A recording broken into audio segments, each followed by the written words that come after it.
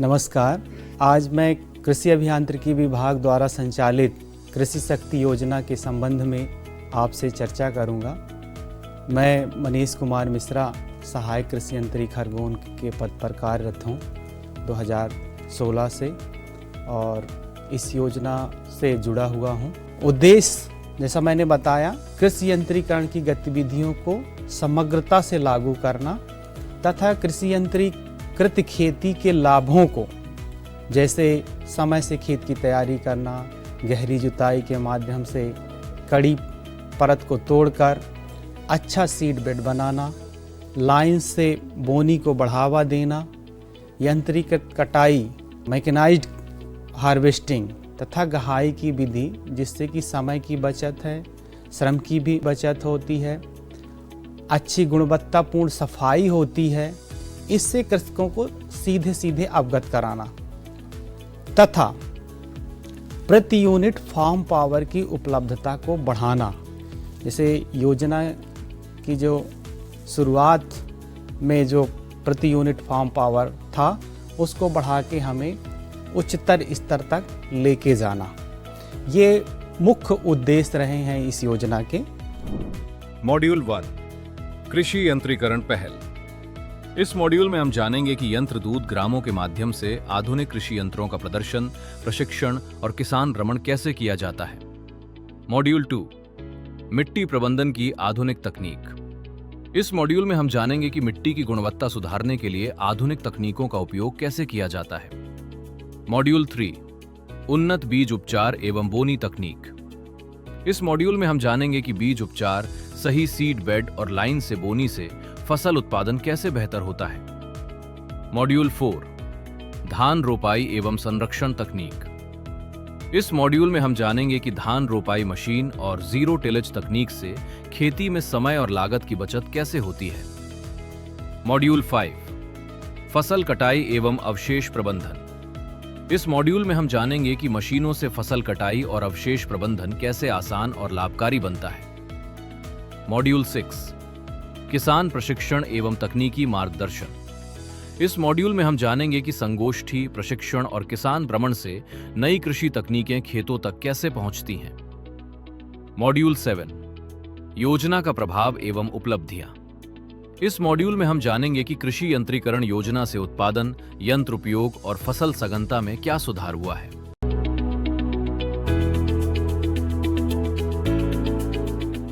सबसे पहले जो अपना कृषि का कार्य है, कृषि का जो व्यवसाय है, वह मौसम की प्रतिकूल परिस्थितियों के बीच में हम करते हैं, जिसमें समय बहुत ही महत्व रखता है। साथ ही खेत की विभिन्न गतिविधियां, जैसे गहरी जुताई है, खेत की तैयारी है, फसल की बोनी है, फसल की कटाई है, गहाई है, भंडारण है, इत्यादि गतिविधियों को करने के लिए अत्यधिक श्रम लगता है, समय लगता है एवं पैसों की भी जरूरत होती है। कृषि कार्यों को अगर अपने को आसानी से करना है, समय से संपन्न करना है, तो हमें कृषि यंत्रों की तरफ जाना होगा और विभिन्न तरह के जो कृषि यंत्र, नए उन्नत किस्म के जो कृषि यंत्र हैं, उनका उपयोग इन कार्यों को आसानी से करने के लिए अति आवश्यक हो जाता है। अतः कृषि यंत्रीकरण की समस्त गतिविधियों को, गहरी जुताई से लेके भंडारण तक की स्थिति को समग्र रूप से विस्तार करने के लिए इस योजना को प्रारंभ किया गया था, जिसको कृषि शक्ति योजना नाम दिया गया। योजना की जो शुरुआत होती है, ये वर्ष 2010-11 में तत्कालीन कृषि यंत्री श्री राजेश तिवारी सतना, उनके मार्गदर्शन में सतना जिले की रामपुर तहसील के ग्राम मतहा और दढ़िया से होती है। उस साल उनके इस नवाचार को विभिन्न प्रशासनिक अधिकारियों द्वारा अवलोकन किया जाता है तथा उस बेस्ट प्रैक्टिस को जब शासन स्तर पर रखते हैं, तो शासन उस कार्यक्रम की सफलता को देखकर 2011-12 में इसे एक कृषि शक्ति योजना के रूप में संपूर्ण राज्य में लागू किया गया। यह पूर्णतः राज्य पोषित योजना है। इस योजना की सफलता को आप इस पैमाने से देखें कि कई विभागों ने इस स्कीम को कॉपी करके, इस तरह हम इसमें क्लस्टर बनाकर कार्य निष्पादन करते हैं, वैसे ही अन्य विभागों, जिनमें एक MPWRDC ने भी चयनित यंत्र दूत गाँवों में, हमारे चयनित यंत्र दूत गाँव में अपना क्लस्टर बनाकर सिंचाई की गतिविधियों को समग्र रूप से उसमें क्रियान्वित किया है। जैसा कि आप अभी फोटो में देखेंगे कि तत्कालीन कृषि उत्पादन आयुक्त महोदय तथा कृषि के प्रमुख सचिव महोदय द्वारा उस समय के चयनित यंत्रदूत गांव का दौरा किया गया था और उनके द्वारा इस किए गए कार्य की सराहना की गई थी। इसमें बड़े पैमाने पे गांव में छोटी छोटी गतिविधियों से शुरुआत की गई थी, जैसे ग्रेडिंग के लिए स्पाइरल सेपरेटर छोटे के काश्तकारों को देना, फिर लाइन सोइंग को बढ़ावा देना, इंटरकल्चर को बढ़ावा देना, नाडेप बनाना इत्यादि गतिविधियां चयनित यंत्रदूत गांवों में की गई थी। उसी की सफलता के बाद फिर यह समग्र रूप से अपने पूरे राज्य में लागू हुई। लागू होने के बाद योजना का जो क्रियान्वयन है, सर्वप्रथम हम ग्रामों का चयन करते हैं जिसमें 3 से 6 गांव होते हैं और उन गांव का चयन करते समय हम इस बात का ध्यान रखते हैं कि उन गांव में कम से कम मैकेनाइजेशन हुआ हो और वो गांव आपस में लगे हुए हों। इन लगे हुए गांवों को हम एक क्लस्टर के रूप में पहचानते हैं, जिससे कि जब हम अपनी डिमॉन्स्ट्रेशन की गतिविधियां करें तो उसमें समग्र रूप से उन गांवों को हम पूर्णतः सैचुरेट कर पाएं। फिर जो हम गांव का जो चयन करते हैं उन गांव को हम यंत्रदूत गांव के नाम से जानते हैं और जहां पर विभाग द्वारा वर्ष भर विभिन्न गतिविधियों का आयोजन किया जाता है, जिसमें कृषि की जो गतिविधियां हैं उनके लिए जो आधुनिक तरीके के जो कृषि यंत्र हैं उनका प्रदर्शन गांव में किया जाता है तथा संपूर्ण जो कार्यक्रम है उसको विभिन्न उन्नत कृषि यंत्रों के माध्यम से कार्य किया जाता है। होता क्या है कि जब हम गांव के संपूर्ण किसानों का कार्य करते हैं तो उसमें चूंकि सभी किसानों को एक साथ हम एक ही तरह की मशीनरी से लाभान्वित करते हैं तो और एक गुच्छा जिसको हम क्लस्टर कहते हैं उसमें कार्य करते हैं, तो उसके आसपास जो उसका लाभ होता है उसको किसान स्वतः प्रत्यक्ष अनुभव करते हैं और आसपास के गांव के किसान भी जब उस गतिविधि को देखते हैं तो वो उससे प्रभावित होते हैं। इसलिए इन चयनित गांव का नाम हम यंत्रदूत गांव कहते हैं, क्योंकि वो यंत्रों के एक दूत के रूप में कार्य करते हैं, इसलिए उन गांव को हमने यंत्रदूत गांव की संज्ञा दी है। इन यंत्रदूत गांव में जो हम मुख्य रूप से जो कार्य करते हैं उसमें एक तो है उन्नत कृषि यंत्रों के प्रदर्शन हो गए, फिर प्रदर्शन के पूर्व गांव के लोगों को बैठाल के हम क्या क्या गतिविधियां करने वाले हैं उनकी एक संगोष्ठी करते हैं। उन यंत्रों मतलब विभिन्न गतिविधियों के लिए कौन कौन से उपयोगी यंत्र हो सकते हैं, उनसे क्या लाभ हो सकता है, इन सब का हम किसानों को प्रशिक्षण भी देते हैं। और जो उन्नति तकनीकी जो राष्ट्रीय स्तर के संस्थानों में विकसित होती है वो फील्ड तक कैसे पहुंचे, इसके लिए उन चयनित यंत्रदूत गांव के किसानों का हम राष्ट्रीय स्तर के संस्थानों में भ्रमण कराते हैं। तो इस तरह हम मुख्य रूप से अपनी जो गतिविधियां हैं उनको 3 कैटेगरी में बांट रहे हैं, एक तो प्रदर्शन, दूसरा संगोष्ठी प्रशिक्षण और तीसरा किसानों का भ्रमण। इस मॉड्यूल में हमने जाना कि यंत्रदूत ग्रामों के जरिए आधुनिक कृषि यंत्रों का प्रदर्शन, प्रशिक्षण और किसान भ्रमण कराकर खेती को अधिक आसान, तेज और प्रभावी बनाया जाता है। चलिए अब बढ़ते हैं अगले मॉड्यूल की ओर।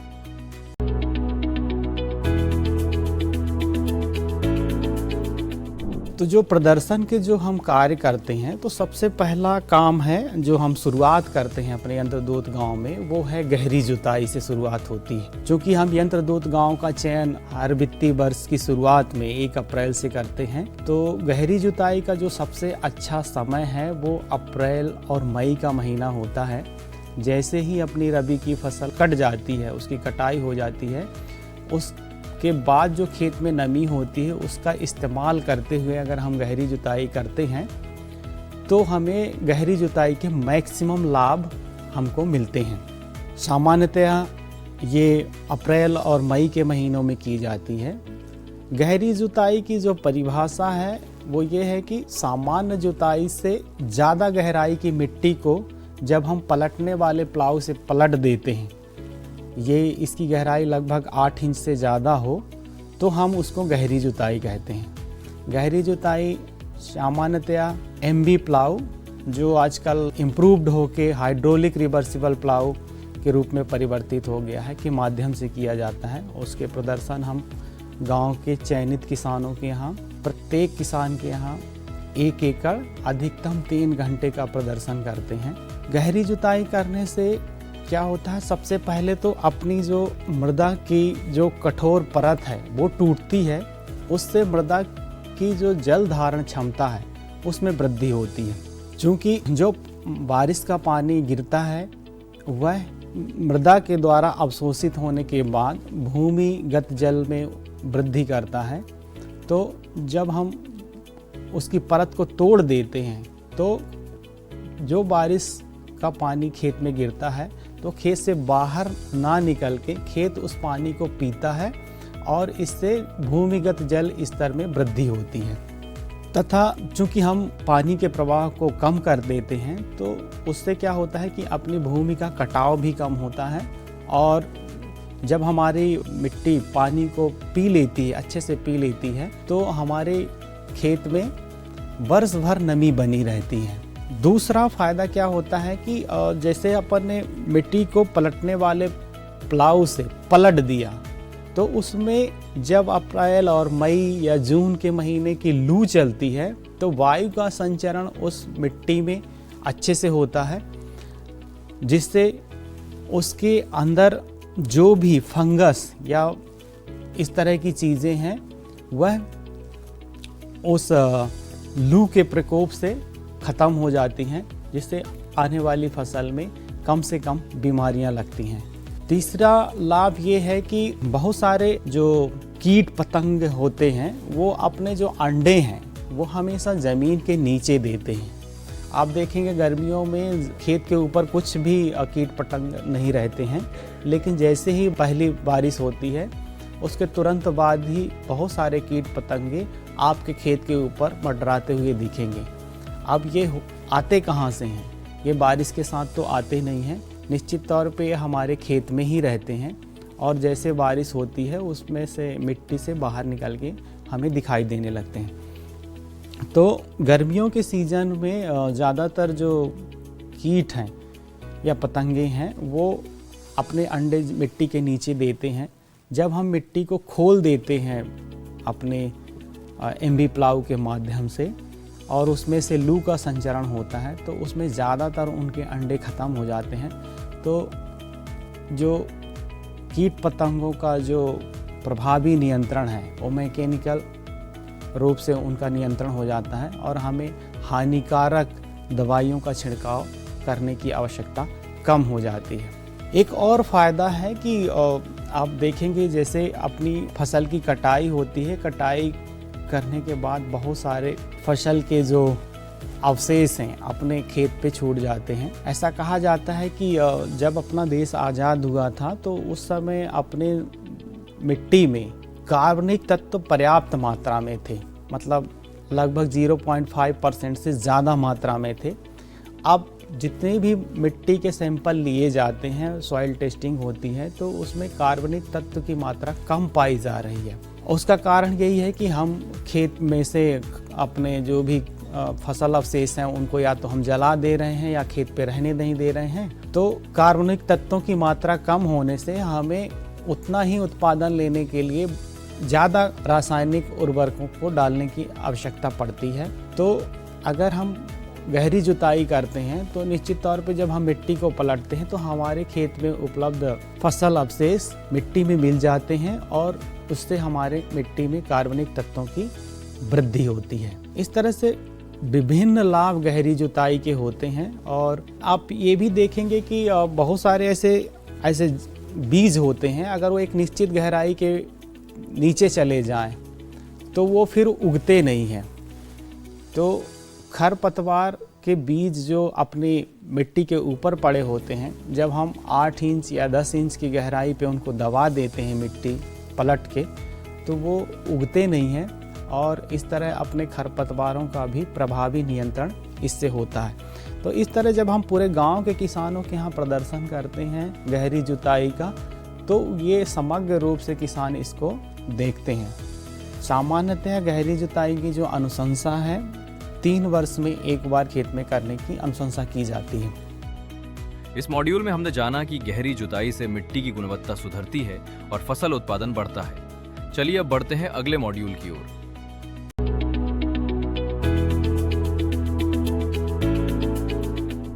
फिर अगला जो हम प्रदर्शन करते हैं वो है बीज उपचार।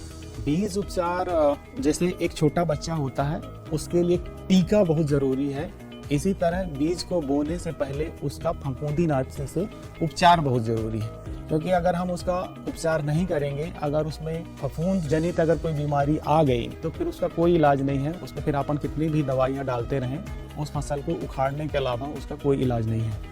इसलिए अगर उसको पहले अगर उस बीज को अगर अपन उपचारित कर लेते हैं तो फंगस जनित जो बीमारियां हैं वो नहीं आती हैं। सामान्यतः किसान भाई क्या करते हैं कि वो बीज उपचार करने के लिए बीज में दवाइयाँ डालते हैं और उसको हाथ से मल के और बीज के ऊपर उसकी कोटिंग करते हैं। तो उसका दुष्परिणाम क्या होता है कि एक तो यूनिफॉर्म रूप से बीज पे वो लग नहीं पाता है, फिर अगर उसको हाथ से मला है, निश्चित तौर पे फंगस मारने वाली अगर दवा कुछ है वो मारने के लिए बनी है, तो वो अपन अगर उसको अपने हाथ से मल के लगा रहे हैं तो निश्चित तौर पे वो हमें भी वो नुकसान पहुंचा सकती है। तो अगर हम उसको एक यंत्र का उपयोग करके और उसमें बीज भर के और फफूंदनाशी डालते हैं तो उसके फायदे ये हैं कि एक तो एक समान रूप से सभी बीजों पे उसकी कोटिंग लग जाती है, दूसरा हमें उसमें हाथ लगाने की आवश्यकता नहीं पड़ती है। तो उसका जो कुप्रभाव है उससे किसानों की बचत होती है। खेती करने के लिए फिर अगला जो चरण है खेत की तैयारी का है। जिस तरह अगर अपन सोने जाते हैं तो अपने को अच्छा अगर बेड होगा तो हमारे कमर में दर्द नहीं होगा, हमें अच्छी नींद आएगी। उसी तरह अगर अपन फसल को बोने जा रहे हैं, अगर अच्छा बेड बना के अगर उसकी बोनी करते हैं तो वो फसल अच्छा महसूस करेगी, उसकी जड़ें अंदर तक जाएंगी और उनको उस मिट्टी से पोषक तत्व लेने में परेशानी नहीं होगी। तो अच्छा सीड बेड बनाना बहुत ज़रूरी है। तो इसके लिए सामान्यतः कल्टीवेटर या रोटावेटर का इस्तेमाल करके हम सीड बेड बनाते हैं, खेत को तैयार करते हैं फसल बोने के लिए। रोटावेटर के इस्तेमाल से होता क्या है कि जो अपना बतर युक्त खेत है वो एक बार में ही बोने के लिए तैयार होता है। जैसे अगर अपन कल्टीवेटर से करेंगे तो एक बार चलाएंगे और जो दो टाइल्स के बीच में जो जगह छूट जाती है उसको भरने के लिए फिर हम दोबारा चलाते हैं, फिर भी उसमें जगह रह जाती है। लेकिन अगर अपन रोटावेटर का इस्तेमाल करके सीड बेड बनाते हैं तो एक ही बार में पूरा बोनी के लिए अपना खेत तैयार हो जाता है। दूसरा, अपने खेत में जो भी फसल अवशेष या खरपतवार या हरी खाद अपने खेत की मिट्टी में पड़ी हुई है तो रोटावेटर चलाने से वो पूरा चूर्णित होकर अपने खेत में मिल जाता है। इससे क्या होता है कि एक तो बहुत ही अच्छा सीड बेड बनता है, दूसरा एक ही बार में पूरा खेत तैयार हो जाता है, जिससे अपने लागत में कमी आती है और समय की बचत होती है। सबसे जो महत्वपूर्ण हमारा जो डेमोन्स्ट्रेशन का जो पार्ट होता है वो है लाइन सोइंग। योजना की शुरुआत के समय देखा गया था ज़्यादातर किसान जो है ब्रॉडकास्टिंग पद्धति से बोनी करते थे, मतलब छिड़काव पद्धति से। अगर अपन छिड़काव पद्धति से बोनी करते हैं तो फसल के बीच में हम किसी भी तरह की निंदाई गुड़ाई का कार्य नहीं कर सकते हैं, क्योंकि फसल एक बार खड़ी हो गई और वो अगर झिकझैक तरीके से है तो उसमें किसी भी तरह के यंत्र को चलाना आसान नहीं होता है। साथ ही उसमें किसी तरह का वायु का संचरण भी आसान नहीं होता है। तो अगर हम लाइन से बोनी करते हैं तो दो कतारों के बीच में हम कोई सी भी मशीन चला सकते हैं, उससे आसानी से निदाई गुड़ाई कर सकते हैं, पानी देने में आसानी होती है, दो लाइनों के बीच में हवा का संचरण अच्छा होता है। तो लाइन पद्धति को बढ़ावा देने के लिए सबसे मेन तो शुरुआत सीड कम फर्टिलाइजर ड्रिल से हम लोग ने इस योजना की शुरुआत में किया था। उसके बाद ridge furrow planter, raised bed planter का भी हम धीरे धीरे जैसे जैसे तकनीक उन्नति होती गई हमने इनके डिमॉन्स्ट्रेशन करना प्रारंभ कर दिए। Seed cum fertilizer drill machine का एक फ़ायदा ये भी है, जैसे पहले तो किसान सीड ड्रिल से अगर बोनी करता है तो एक ही जगह पे बीज और अपना फर्टिलाइज़र गिरता है, तो उस फर्टिलाइज़र की वजह से बीज खराब हो जाता है। अगर हम सीड कम फर्टिलाइज़र का इस्तेमाल करके अगर बोनी करते हैं तो सबसे पहले फर्टिलाइज़र की बोनी होती है और पीछे से बीज की बोनी होती है, और उन दोनों के बीच में 2 से 3 इंच का गैप होता है। मतलब फर्टिलाइज़र नीचे गिरता है और जो अपना बीज है वो 2 इंच ऊपर गिरता है। तो जैसे एक छोटा बच्चा होता है वो पैदा होता है तो ऐसे कहा जाता है कि पहले 6 माह सिर्फ माँ का दूध, उसी तरह मतलब बीज जो बोया गया है उसके अंदर खुद को जर्मिनेट करने की क्षमता होती है। एक समय के बाद जब वो बीज ऊपर की तरफ बढ़ता है उसी तरह उसकी जो जड़ें हैं वो नीचे की तरफ जाती हैं। जब उसको अतिरिक्त पोषण की आवश्यकता होती है उस समय उसको जो नीचे पड़ा हुआ खाद है वो मिल जाता है, तो उसकी स्वास्थ्य में अच्छी वृद्धि होती है और फसल अच्छी होती है। दूसरा फायदा ये है कि कतार से कतार के बीच हम एक दूरी मेंटेन कर सकते हैं और उनके बीच अगर हम लाइन से सोइंग करते हैं तो उसके बीच में पुल पे या इस तरह की चीज़ को चलाने में आसानी होती है। एक और सीड कम फर्टिलाइजर ड्रिल से और ऊपर का यंत्र और उन्नत किस्म का यंत्र रेज बेड प्लांटर मशीन है। नॉर्मल कोर्स में जब अपन बोनी करते हैं सीड ड्रिल या सीड कम फर्टिलाइजर ड्रिल से तो अपन प्लेन सतह पे बोनी करते हैं। ऐसी मौसम की अगर परिस्थिति बनती है कि बरसात ज़्यादा हो गई या बरसात कम हो गई तो उस स्थिति में अपनी फसल या तो ज़्यादा बरसात हो जाएगी तो सड़ जाएगी या कम बारिश होगी तो सूख जाएगी। तो अगर अपन रेज बेड से बोनी करते हैं तो फसल अपनी एक ऊंचाई पे रहती है। ज़्यादा बारिश की वजह से पानी बेड के दोनों तरफ बनी नाली से बाहर निकल जाता है और कम बारिश की स्थिति में जो मॉइस्चर अपने नालियों में रहता है वो अपनी फसल को मिलता रहता है। तो दोनों ही परिस्थिति में इस यंत्र का काफ़ी लाभ मिलता है। इस मॉड्यूल में हमने जाना कि बीज उपचार, सही सीड बेड और लाइन से बोनी करने से फसल स्वस्थ होती है, लागत घटती है और उत्पादन बेहतर होता है। चलिए अब बढ़ते हैं अगले मॉड्यूल की ओर।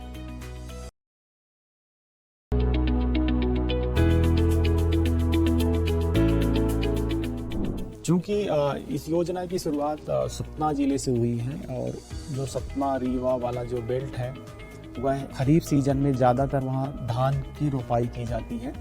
धान की रोपाई में ज़्यादातर पटलिंग करके खेत को पूरा पानी भर के उसमें पटलिंग करके और फिर एक एक पौधे को उसमें ट्रांसप्लांट किया जाता है। ये पूरी तरह से मतलब लेबर कंज्यूमिंग, टाइम कंज्यूमिंग और बहुत टीडियस वर्क है। तो इसके लिए विभाग द्वारा विभिन्न तरह के धान रोपाई यंत्रों के प्रदर्शन किए जाते हैं जिसमें एक एक पौधे को कतार से कतार और तथा पौधे से पौधे की दूरी को नियंत्रित करके इसके माध्यम से रोपाई की जाती है। इससे जो अपना परिश्रम है और लागत है उसके समय की बचत होती है और लगभग 40 से 50% इसमें समय की बचत हो जाती है। लाइन से लाइन की दूरी और पौधे से पौधे की दूरी समान होने से उत्पादन में भी 30 से 40% तक की वृद्धि देखने को मिलती है। यह मशीन चलाने में बहुत आसान है। सामान्यतः 6 घंटा प्रति हेक्टेयर अपने को इसकी कार्य दर मिलती है। अब कुछ कंजर्वेटिव एग्रीकल्चर की बात करेंगे। जैसे हम बोनी के लिए सीड बेड तैयार करते हैं और फिर उसके बाद बोनी करते हैं तो अगर अपने खेत में मॉइस्चर पहले से अवेलेबल है उसका इस्तेमाल करते हुए हम zero tillage seed cum fertilizer drill, happy seeder या सुपर सीडर का इस्तेमाल करके सीधे बोनी कर लेते हैं। इसमें हमको खेत तैयार करने की आवश्यकता नहीं होती है। जैसा नाम से ही विदित है जीरो टिल मतलब उसमें हम किसी तरह की जुताई किए बिना ही बुवाई करते हैं। इससे फ़ायदा क्या होता है कि एक तो जो अपनी फसल पूर्व में काटी गई है उस काटी गई फसल के तुरंत बाद ही हम अगली फसल की बोनी कर देते हैं। तो हमें जो एक फसल से दूसरी फसल बोने के लिए उस दौरान जितना समय लगता है, खेत को तैयार करने के लिए जितने समय की आवश्यकता होती है, संसाधनों की आवश्यकता होती है, वो उनकी बचत होती है। क्योंकि हम पहली फसल को काट के उस नमी का इस्तेमाल करते ही हम तुरंत ही बोनी कर देते हैं। तो हमें 10 से 15 दिन समय की बचत हो जाती है। दूसरा, हमें खेत की तैयारी के लिए जो लागत लगानी है वो उसकी भी बचत होती है क्योंकि हम एक ही बार में इसमें बोनी कर देते हैं, खेत की तैयारी करने की आवश्यकता नहीं पड़ती। तीसरा लाभ ये होता है कि जो अपने फसल अवशेष अपने खेत पे खड़े हुए हैं उनको अपन जब बोनी करते हैं तो वो अपने खेत में ही मिल जाते हैं या उनकी मल्चिंग हो जाती है, जिससे कि अपने को फसल अवशेषों को जलाने की आवश्यकता नहीं पड़ती है और इससे पर्यावरण के संरक्षण में हमें काफ़ी सहायता मिलती है। इस मॉड्यूल में हमने जाना कि धान रोपाई मशीन और जीरो टिलेज तकनीक से समय, श्रम और लागत की बचत होती है तथा उत्पादन बढ़ता है। चलिए अब बढ़ते हैं अगले मॉड्यूल की ओर।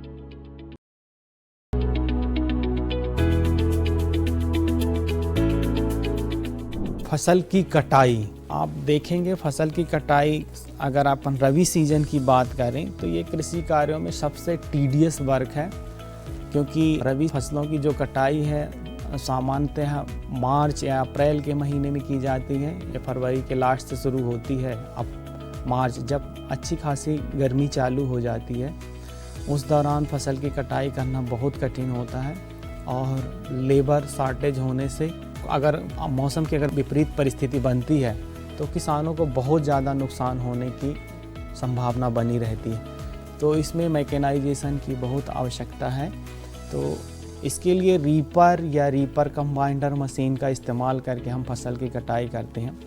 रीपर मतलब होता है काटना और रीपर कंबाइनर मतलब काट के और उसके बंडल बनाना। तो दो तरह की मशीनें होती हैं। एक तो जो स्वचालित मशीन होती हैं जिसमें उसका खुद का इंजन लगा होता है जिसके माध्यम से फसल की कटाई होती है। दूसरी मशीन होती हैं जो ट्रैक्टर से चलित होती हैं। इसमें भी ट्रैक्टर चलित रीपर और ट्रैक्टर चलित रीपर कंबाइनर, स्वचालित रीपर और स्वचालित रीपर कंबाइनर मशीन। तो जिनके पास किसान भाइयों के पास ट्रैक्टर हैं तो वो ट्रैक्टर चलित मशीन ले सकते हैं, और जिनके पास नहीं है तो वो स्वचालित मशीन लेके अपनी फसल की कटाई कर सकते हैं।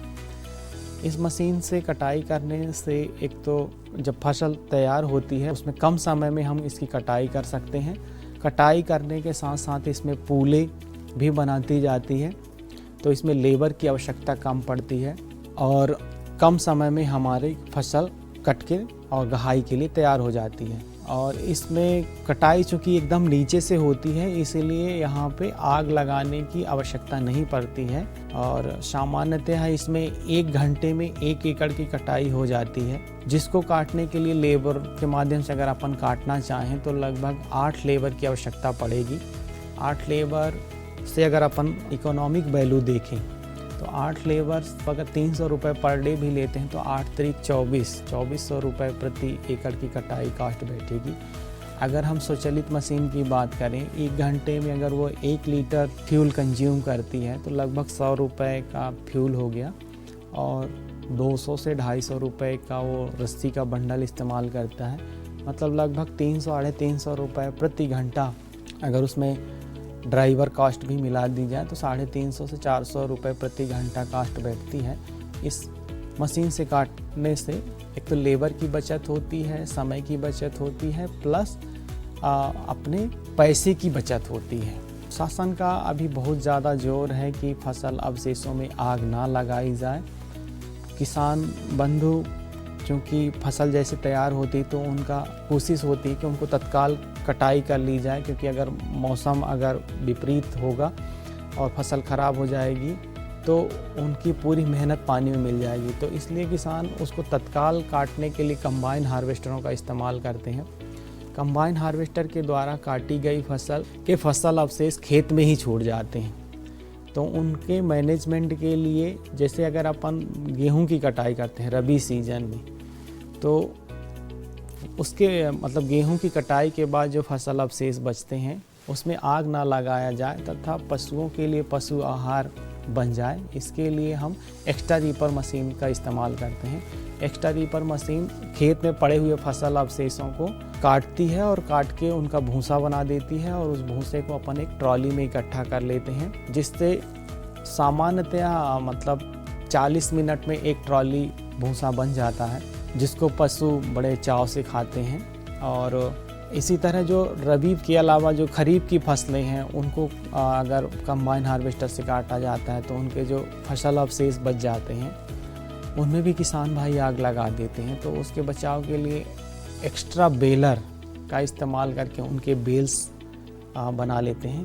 एक्स्ट्रा बेलर्स भी 2 तरह के आते हैं, एक तो स्क्वायर बेलर और दूसरा है राउंड बेलर। ज़्यादातर जो हार्ड प्रकृति के जो अपने फसल अवशेष होते हैं उनके लिए अपन स्क्वायर बेलर का इस्तेमाल करते हैं, तथा जैसे धान के पुआल है उसको इकट्ठा करने के लिए राउंड बेलर का इस्तेमाल किया जाता है। और इनके बेल बना के हम CNG प्लांट्स हो गए या पशु आहार के रूप में इनका इस्तेमाल कर लेते हैं, कार्डबोर्ड की फैक्ट्रियों में इस्तेमाल कर लेते हैं, पैलेट्स ब्रिकेट्स बनाने के लिए इनका इस्तेमाल किया जाता है। इस तरह हम इन फसल अवशेषों को ना जला के किसानों के लिए एक अतिरिक्त आमदनी का सोर्स पैदा कर सकते हैं। इस मॉड्यूल में हमने जाना कि मशीनों से फसल कटाई और अवशेष प्रबंधन आसान, किफायती और पर्यावरण अनुकूल होता है। चलिए अब बढ़ते हैं अगले मॉड्यूल की ओर।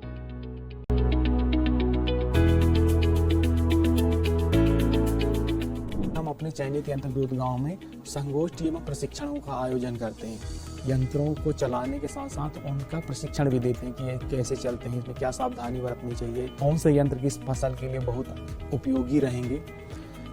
तो सर्वप्रथम तो संगोष्ठियों का आयोजन करके हम वर्ष भर हम किसानों के यहाँ क्या क्या कार्य करेंगे, किस किस तरह से हम किसानों के यहाँ कौन कौन से प्रदर्शनों का आयोजन करेंगे, ये किसानों को बताते हैं। उसके बाद फिर हम रबी सीजन की शुरुआत तथा खरीफ सीजन की शुरुआत में किसानों के यहाँ एक प्रशिक्षण का आयोजन करते हैं, जिसमें विभाग के अधिकारी तथा अन्य विभाग के अधिकारी भी शामिल होते हैं। वह किसानों को उन्नत कृषि यंत्रों के बारे में तथा कृषि तकनीक की जानकारी देते हैं। प्रशिक्षण में सामान्यतः हम कृषि विज्ञान केंद्र के वैज्ञानिकों को भी शामिल करते हैं, जिससे कि उस क्षेत्र विशेष में जो फसल बोई जाती है उसके लिए क्या उन्नत तकनीक हो सकती है तथा उनके द्वारा बोई जाने वाली फसलों में किस तरह की समस्याएं आती हैं, वो किसान भाई सीधे उस वैज्ञानिकों से उनको पूछते हैं और वैज्ञानिक उनकी समस्याओं का समाधान करते हैं। बहुत सारी तकनीकी, जैसा कहा जाता है कि लैब से लैंड की ओर, उसका मतलब विस्तार उतनी तेज़ी से नहीं हुआ जितना होना चाहिए। तो लैब में बहुत सारी तकनीक विकसित हुई है, लेकिन उसका फील्ड में उस तरह से आपने को देखने को नहीं मिलती। इसलिए अपने जो चयनित यंत्रदूत गांव के जो किसान होते हैं उनको हम राष्ट्रीय स्तर के जो संस्थान हैं, मतलब राज्य में स्थित संस्थान, जैसे केंद्रीय कृषि अभियांत्रिकी संस्थान हो गया भोपाल में, FMTTI हो गया बुधनी में, Borlaug institute of South Asia Jabalpur में बीसा, इन जगहों पे अपने चयनित यंत्रदूत गांव के किसानों का हम भ्रमण कराते हैं। साथ ही राज्य के बाहर भी अगर किसी क्षेत्र विशेष में कोई विशेष तरह की फसल बोई जाती है, उससे रिलेटेड अगर राज्य के बाहर भी कोई संस्थान है और राज्य के बाहर कोई बड़े स्तर का कोई कृषि मेला लगता है, तो वहाँ पे भी हम राज्य के बाहर किसानों का भ्रमण कराते हैं। तो इस तरह हम किसानों को राज्य के अंदर तथा राज्य के बाहर भ्रमण करा के वैज्ञानिक ढंग से किस तरह से खेती की जाती है, इसके लिए उन संस्थानों में भ्रमण करा के उनको जानकारी देते हैं तथा उनको वहाँ देखने को मिलता है। इस मॉड्यूल में हमने जाना कि संगोष्ठी, प्रशिक्षण और वैज्ञानिक भ्रमण से किसानों तक उन्नत कृषि तकनीकें प्रभावी रूप से पहुंचती हैं। चलिए अब बढ़ते हैं अगले मॉड्यूल की ओर।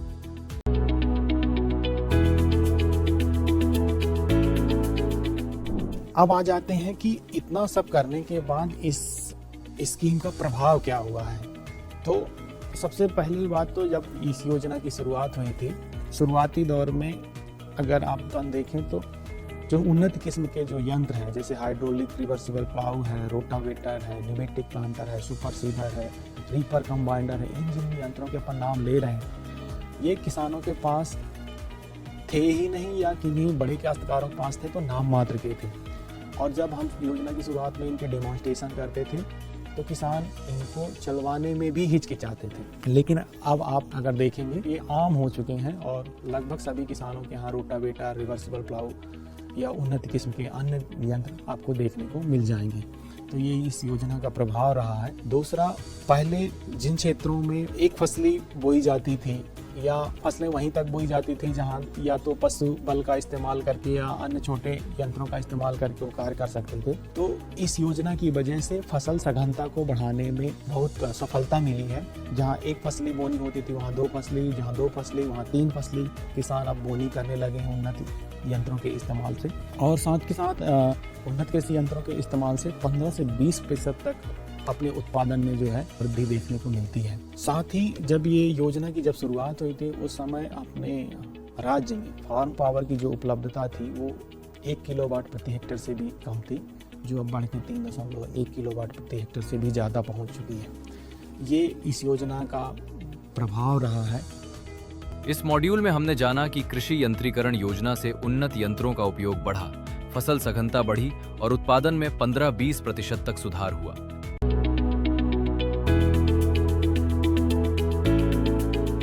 इस योजना ने कृषि यंत्रीकरण से किसानों को समय, श्रम और लागत में बचत करने में मदद की है। गहरी जुताई से मृदा में सुधार और बेहतर फसल उत्पादन हुआ है। बीज उपचार से फसल की गुणवत्ता और उत्पादन में सुधार हुआ है। लाइन पद्धति से बोनी ने पौधों को बेहतर पोषण दिया है। स्वचालित यंत्रों ने समय, श्रम और लागत में भारी बचत की है। फसल अवशिष्टों का सही प्रबंधन पर्यावरण सुरक्षा में मददगार साबित हुआ है। आशा है कि यह जानकारी आपके लिए उपयोगी सिद्ध होगी। इस संबंध में हमने एक प्रश्नोत्तरी भी तैयार की है। इनका उत्तर देने के बाद आपको एक प्रमाण पत्र प्राप्त होगा जो आपके लिए उपयोगी होगा। धन्यवाद।